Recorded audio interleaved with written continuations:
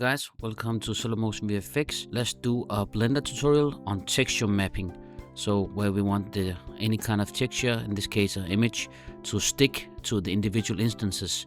So let's jump right into it. This is not an introduction to Geometry Node, so basic knowledge is required. You can add any object you want, convert it to a Geometry Node setup, pin it. Let's just delete the group input, add in a grid. You should have node rendering enabled in your preferences. Let's change the size to 5 on this grid and the vertices to 20. Let's go into instances. We want instance on point. It's going to remove the grid, but we do need some primitive.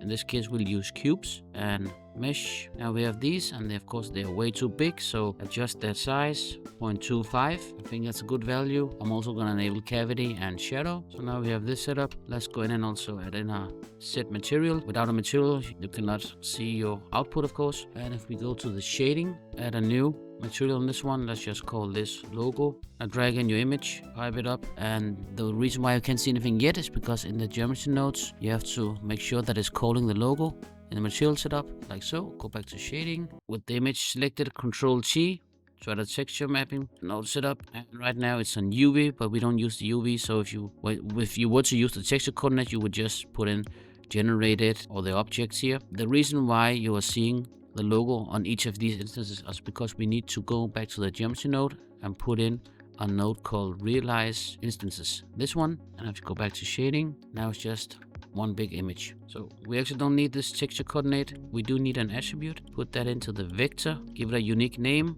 GT, very simple, and go back to geometry nodes. In here, you will also add a stored name attribute, and remember to change this to vector and give it the unique name TT. Now we need to go in and continue with our setup. We'll create a mesh island, this one. We'll also create a random value and set it to vector, and we'll pipe in the index of the mesh island into the ID here. We'll also get in a position node, get up here, and let's add a set position.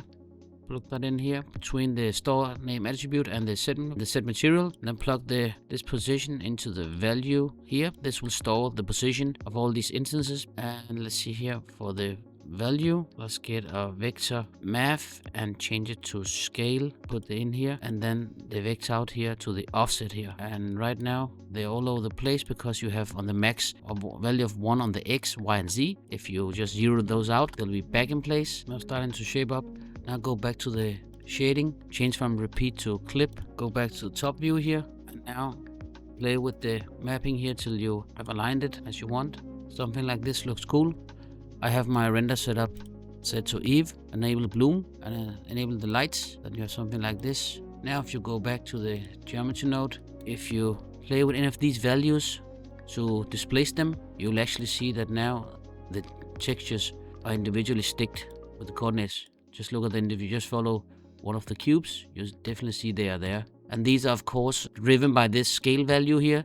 So if you go back, if you set this to 0, they will go all the way back. And if you also, by the way, don't want this gap, make it even cooler, just change the size here. So now you close out that gap, and if you play with this again, you have this distortion here.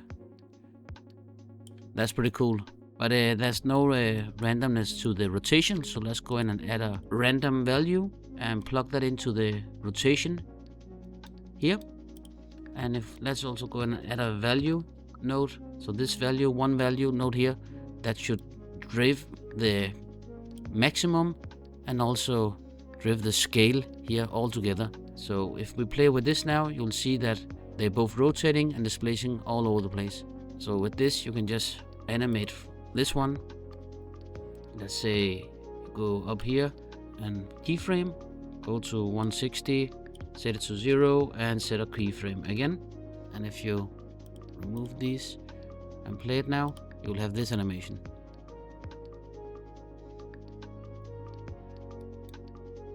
So that does look pretty cool.